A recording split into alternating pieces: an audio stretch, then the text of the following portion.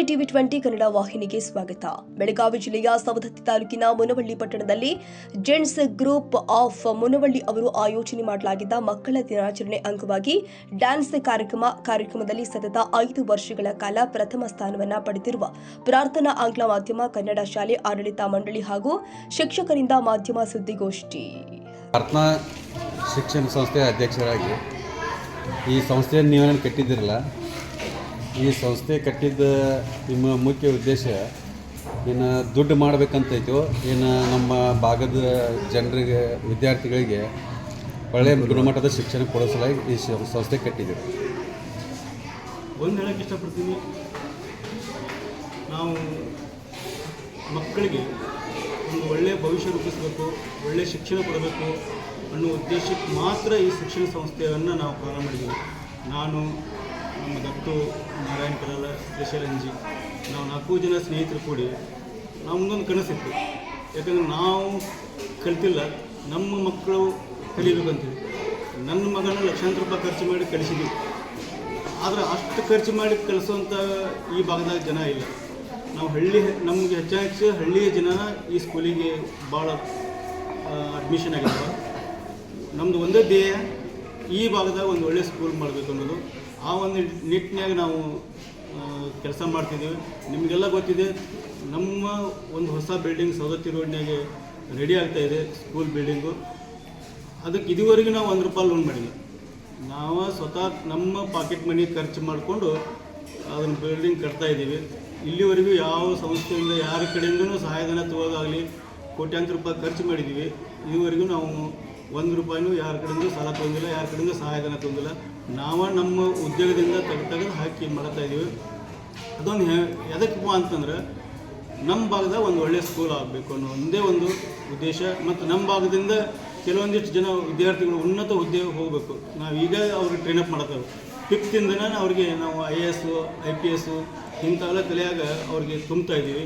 ಮುಂದೆ SSLC ಅಥವಾ PUC ಬಂದಾಗ ಅವರು ಅದಕ್ಕೆ ಪ್ರಿಪೇರ್ ಆಗಬೇಕು. ಆ ಒಂದು ಕನಸು ನಮ್ಮ ಮ್ಯಾನೇಜ್ಮೆಂಟ್ ಇದೆ. ಆ ಒಂದು ಉದ್ದೇಶಕ್ಕೆ ಈ ಸ್ಕೂಲ್ ಪ್ರಾರಂಭ ಮಾಡಿದ್ದೀವಿ. ವಿನಃ ಯಾವುದೋ ರೀತಿ ರೊಕ್ಕ ಮಾಡಬೇಕು ಅಥವಾ ಗಳಿಸ್ಬೇಕು ಅನ್ನೋ ಉದ್ದೇಶ ಇಲ್ಲ. ಯಾಕಂದರೆ ನಮ್ಮದೇ ಆದಂಥ ಉದ್ಯೋಗಗಳಿದಾವೆ, ನಮ್ಮ ಜೀವನ ನಡೀತೈತಿ. ಈ ಸ್ಕೂಲಿಗೆ ನಾವು ನಮ್ಮ ಕಡೆಯಿಂದ ಕೈಲಿಂದ ಹಾಕ್ಕೊಂತ ಹೊಂಟಿದ್ದೀವಿ. ಒಂದು ಕೇಳ್ಕೊತೀನಿ ಎಲ್ಲ ಪಾಲಕರಲ್ಲಿ, ನಮ್ಮ ಸ್ಕೂಲ್ನಾಗ ಲಿಮಿಟೆಡ್ ಸೀಟ್ಸ್ ಇರ್ತಾವೆ.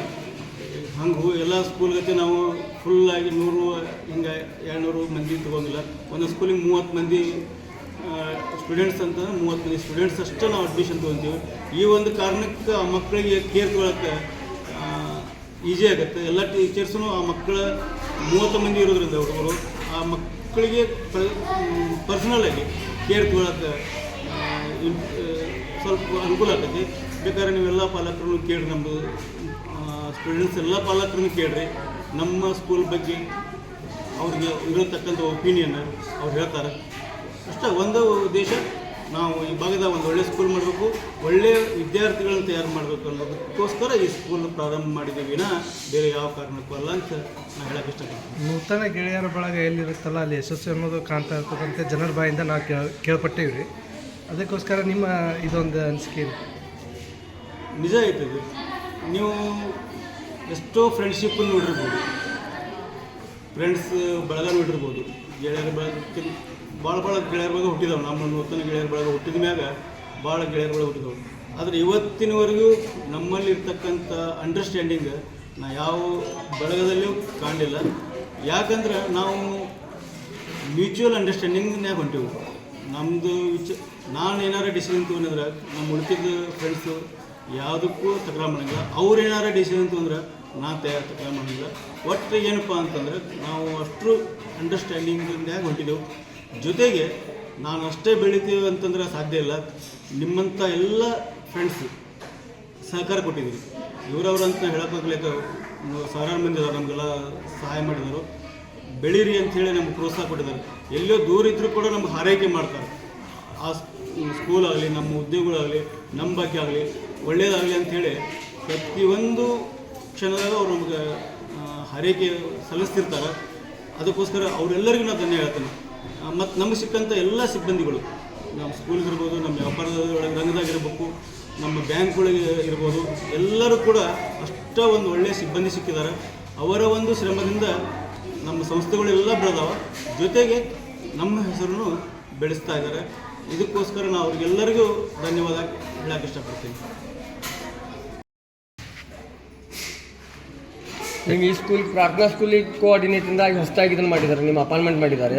ನಿಮ್ಗೆ ಇದ್ರದ್ದು ಅಭಿಪ್ರಾಯ ಏನೈತೆ, ನಿಮ್ಗೆ ಏನು ಅನ್ನಿಸ್ತಾ ಇದೆ? ಸ್ಕೂಲನ್ನು ಸರ ಇನ್ನೂ ಹೆಚ್ಚಿನ ಉನ್ನತ ಮಟ್ಟದಲ್ಲಿ ಬೆಳೆಸ್ಲಿಕ್ಕೆ ತಮ್ಮ ಅನಿಸಿಕೆ ಏನು ಸರ್? ಇಲ್ಲ, ಮೊಟ್ಟ ಮೊದಲನೇದಾಗಿ ಹೇಳ್ಬೇಕಂದ್ರೆ ನಾನು ಇತ್ತೀಚಲಾಗಿ ಈ ಸ್ಕೂಲ್ನಲ್ಲೇ ಜಾಯ್ನ್ ಆಗಿದ್ದೇನೆ.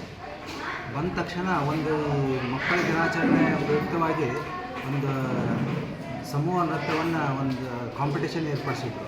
ಸೊ ಏರ್ಪಡಿಸಿದಾಗ ನಿನ್ನೆ ಅವರು ಈ ಕಾಂಪಿಟೇಷನ್ನಲ್ಲಿ they won the first price.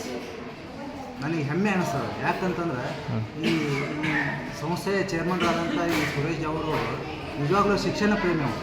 ಮೊದಲಿನಿಂದಲೂ ಇದರಲ್ಲಿ ಭಾಳ ಒಂದು ಏನೋ ಈ ಸಂಸ್ಥೆಯನ್ನು ಬೆಳೆಸಬೇಕು, ಇದು ಮಾಡಬೇಕು, ಭಾಳ ಪ್ರಯತ್ನ ಹಾಕಿದ್ದಾರೆ, ಪರಿಶ್ರಮವನ್ನು ಕೊಟ್ಟಿದ್ದಾರೆ. ಒಂದು ಸಲ ನನಗೆ ತಿಳ್ಕೊಂಡಾಗ ಆಯಿತು ಅಂತೇಳಿ ಬಂದೆ. ಬಟ್ ಅವರಲ್ಲಿ ಈ ಸ್ಕೂಲ್ ನನಗೆ ನೋಡಿದ ತಕ್ಷಣ ಭಾಳ ಖುಷಿ ಆಯಿತು. ಯಾಕಂದರೆ ಇಲ್ಲಿ ವಾತಾವರಣ ಏನಿದೆಲ್ಲ ಈ ಸ್ಕೂಲ್ನಲ್ಲಿ ಭಾಳ ಲಿಮಿಟೆಡ್, ಒಂದು ಕ್ಲಾಸ್ ರೂಮ್ಗೆ 25-30 ಹುಡುಗರು ಮಾತ್ರ ಇದ್ದಾವೆ. ಆ ರೀತಿ ಮಾಡೋದ್ರಿಂದ ಅಂದರೆ ವೈಯಕ್ತಿಕವಾಗಿ ಅವ್ರಿಗೆ ನಾವು ಕಾಳಜಿ ವಹಿಸಲಿಕ್ಕೆ ಅನುಕೂಲ ಆಗ್ತದೆ. ಆಮೇಲೆ ಹುಡುಗರಿಗೆ ಬೇಕಾದಂಥ ಎಲ್ಲ ಸೌಕರ್ಯಗಳನ್ನ ಇಟ್ಟಿದ್ದಾರೆ. ಆಮೇಲೆ ಇಲ್ಲಿ ಇರ್ತಕ್ಕಂಥ ಟೀಚರ್ಸು ಅಷ್ಟೇ ಡಿಸಿಪ್ಲಿನ್ ಇದ್ದಾರೆ. ಆಮೇಲೆ ಕ್ವಾಲಿಟಿ ಎಜುಕೇಷನ್ ಇದೆ. ನಾನು ಕೂಡ ಇಲ್ಲೆಲ್ಲ ಅವರು ಪ್ರತಿ ರೂಮ್ಗೂ ಹೋಗಿ ಅಬ್ಸರ್ವ್ ಮಾಡಿದೆಲ್ಲ. ನಿಜವಾಗ್ಲೂ ಅವರು ಕಲಿಸುವಂಥ ರೀತಿ, ಆಮೇಲೆ ಹುಡುಗರಲ್ಲಿ ಇರ್ತಕ್ಕಂಥ ಒಂದು ಡಿಸಿಪ್ಲಿನು ಭಾಳ ಖುಷಿ ಆಯಿತು. ಯಾಕಂದರೆ ಈ ಕಾಂಪಿಟೇಷನ್ ಒಂದೇ ಒಂದು ಪ್ರೂವ್ ಮಾಡಿದರು. ಏನಂತಂದರೆ where there is a will there is a way ಅನ್ನುವಂಥದ್ದನ್ನು ಪ್ರೂವ್ ಮಾಡಿದರು. ಯಾಕಂತಂದರೆ ಎರಡು ದಿನದಲ್ಲಿ ಆ ಹುಡುಗರು ಪಟ್ಟಂಥ ಪರಿಶ್ರಮ ಆಯಿತು. ಆಮೇಲೆ ಕಲಿಸಿದಂಥ ಅವರ ಸತೀಶ್ ಅಂತೇಳಿ ಅವರ ಡಾನ್ಸರು ಕೂಡ ಒಳ್ಳೆಯ ರೀತಿಯಿಂದ ಅವ್ರಿಗೆ ಟ್ರೈನಿಂಗ್ ಕೊಟ್ಟರು. ಅದನ್ನಷ್ಟೇ 2-3 ದಿನದಲ್ಲಿ ಸಾಧ್ಯವಾದಷ್ಟು ತಮ್ಮ ಪ್ರಯತ್ನಗಳನ್ನ ಹಾಕಿ ಅವರು ಡೌಟ್ ಎಕ್ಸ್ಪ್ರೆಸ್ ಮಾಡಿದರು, ಸರ್ ಬರಲಿಕ್ಕಿಲ್ಲ ಅಂತೇಳಿ. ಆದಾಗಿ ಕೂಡ ತಮ್ಮ ಪರಿಶ್ರಮ ಪ್ರಯತ್ನಗಳನ್ನ ಹಾಕಿ ಭಾಳ ಖುಷಿ ಆಯಿತು. ಫಸ್ಟ್ ಪ್ರೈಸ್ ಅವರು ನಮ್ಮ ಸ್ಕೂಲಿಗೆ ತಂದರು. ಸತತವಾಗಿ ಇದು ಈ ಸ್ಕೂಲಿಗೆ 5ನೇ ಸಲ ಅವರು ಪ್ರಥಮ ಫಸ್ಟ್ ಪ್ರೈಸ್ ಬರುವಂಥದ್ದು.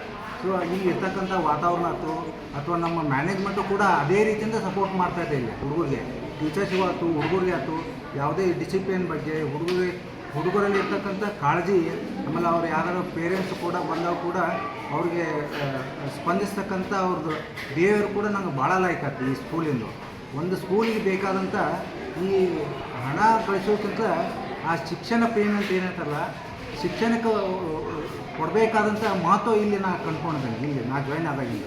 ಸೊ ಇದೆಲ್ಲ ಖುಷಿ ತಂದದ. ಅದೇ ರೀತಿ ಕೂಡ ಇಲ್ಲಿ ಒಳ್ಳೆ ಮುಂದೆ ಅವರ ಫ್ಯೂಚರ್ ಬೆಳೀಲಿಕ್ಕೆ IAS ಆಗಲಿ, KS ಆಗಲಿ, ಬೇರೆ ಕಾಂಪಿಟೇಟಿವ್ ಎಕ್ಸಾಮ್ ಮಾಡಲಿಕ್ಕೂ ಕೂಡ ಈಗಾಗಲೇ ಅವರು ಕೆಲವೊಂದು ಪ್ರಯತ್ನಗಳನ್ನು ಮಾಡ್ತಾ ಇದ್ದಾರೆ. ಸೊ ಅದಕ್ಕೂ ಕೂಡ ನಾನು ಅವ್ರಿಗೆ ವಿನಂತಿ ಮಾಡ್ಕೊಂಡಿದ್ದೀನಿ, ಮ್ಯಾನೇಜ್ಮೆಂಟ್ದವ್ರಿಗೆ. ಅವ್ರಿಗೆ ಸಾಧ್ಯವಾದಷ್ಟು ಸ್ಟೂಡೆಂಟಿಗೂ ಕೂಡ ನಾವು ಬೇಕಾದಂಥ ಫೆಸಿಲಿಟಿನ ಕೊಡೋಣ ಅಂತ ಹೇಳಿದ್ದೀನಿ. ಅವ್ರಿಗೂ ಕೂಡ ನಮ್ಗೆ ಅದೇ ರೀತಿ ಸಪೋರ್ಟು ಮಾಡ್ತಾಯಿದ್ದಾರೆ, ಮೋಟಿವೇಶನ್ನು ಮಾಡ್ತಾಯಿದ್ದಾರೆ. ಈಗ ಈ ನಮ್ಮ ಇಡೀ ರಾಜ್ಯದಲ್ಲೇ ಅಗದಿ ಈ ಶಿಕ್ಷಣ ರಂಗದಲ್ಲಿ ಪ್ರತಿಯೊಂದು ಈ ಪ್ರಾರ್ಥನಾ ಪ್ರೈಮರಿ ಆಗ್ಬೋದು, ಪ್ರೈಮರಿ ಸ್ಕೂಲ್ ಆಗ್ಬೋದು, ಪ್ರತಿಯೊಂದು ರಂಗದಲ್ಲಿ ನಾವು ಒಂದು ಯಶಸ್ಸನ್ನು ಕಾಣ್ಕೊಳ್ಳೋಂಥ ಅವರಲ್ಲಿ ರಿಕ್ವೆಸ್ಟ್ ಮಾಡ್ಕೊಂಡಿದ್ದೀನಿ. ಅದೇ ರೀತಿ ಅವ್ರ ಶಿಕ್ಷಕರು ಆಗಲಿ, ಪಾಲಕರಾಗಲಿ, ವಿದ್ಯಾರ್ಥಿಗಳಾಗಲಿ ಎಲ್ಲ ರೀತಿಯಿಂದಲೂ ಇಲ್ಲಿ ಒಂದು ಒಳ್ಳೆಯ ವಾತಾವರಣ ಇದೆ ಈ ಸ್ಕೂಲಲ್ಲಿ. ನಿಜವಾಗ್ಲೂ ಇಂಥ ಹಳ್ಳಿಯೊಳಗೆ ಇಂಥ ಒಂದು ಒಳ್ಳೆಯ ಸ್ಕೂಲ್ ಇದೆ ಅಂತ ನನಗೆ ಭಾಳ ಹೆಮ್ಮೆ ಅನಿಸ್ತದೆ. ಸೊ ಅದೇ ರೀತಿ ಈ ಸ್ಕೂಲು ಒಳ್ಳೆಯ ರೀತಿಯಿಂದ ಎಲ್ಲ ಮುಂದೆ ಉನ್ನತ ಸ್ಥಾನಕ್ಕೆ ಬೆಳೀಲಿ ಅಂತೇಳಿ ನಾನು ಒಂದೆರಡು ಮಾತು ಹಾರೈಸ್ತೀನಿ. ಕನ್ನಡಿಗರ ಮೆಚ್ಚಿನ ನಿಮ್ಮ TV20 ಕನ್ನಡ ವಾಹಿನಿ ಇದೀಗ ಟಿವಿಯಲ್ಲಿ ಲಭ್ಯ. ಕರ್ನಾಟಕ ಮತ್ತು ದೇಶ ವಿದೇಶದ 360 ಡಿಗ್ರಿ ಸುದ್ದಿ ವಿವರವನ್ನ ಪಡೆಯುವುದಕ್ಕೆ TV20 ವಾಹಿನಿಯನ್ನು ಲೈಕ್ ಮಾಡಿ, ವಿಡಿಯೋಗಳನ್ನು ಶೇರ್ ಮಾಡಿ, ಕಮೆಂಟ್ ಮಾಡಿ, ಸಬ್ಸ್ಕ್ರೈಬ್ ಮಾಡಿ. HCN ಕೇಬಲ್ 842 ನಂಬರ್ನಲ್ಲಿ ಹುಕ್ಕೇರಿ ತಾಲೂಕು ಹಾಗೂ ಸಂಕೇಶ್ವರದ ಸುತ್ತಮುತ್ತಲಿನ ಹಳ್ಳಿಗಳಲ್ಲಿ ಲಭ್ಯ. PCN ಕೇಬಲ್ 129 ನಂಬರ್ನಲ್ಲಿ ಹಾರುಗೆರೆ ಸುತ್ತಮುತ್ತಲಿನ ಹಳ್ಳಿಗಳಲ್ಲಿ ಲಭ್ಯ. ರಾಯಬಾಗ್ ಡಿಜಿಟಲ್ ಚಾನೆಲ್ ಕೇಬಲ್ 80ನೇ ನಂಬರ್ನಲ್ಲಿ ರಾಯಬಾಗ ತಾಲೂಕಿನ ಸುತ್ತಮುತ್ತಲಿನ ಹಳ್ಳಿಗಳಲ್ಲಿ ಲಭ್ಯ. UDCN ಕೇಬಲ್ ನೆಟ್ವರ್ಕ್ ಉಗಾರ ಸುತ್ತಮುತ್ತಲಿನ ಹಳ್ಳಿಗಳಲ್ಲಿ ನಿಮ್ಮ TV20 ಕನ್ನಡ ವಾಹಿನಿಯೂ ಲಭ್ಯ.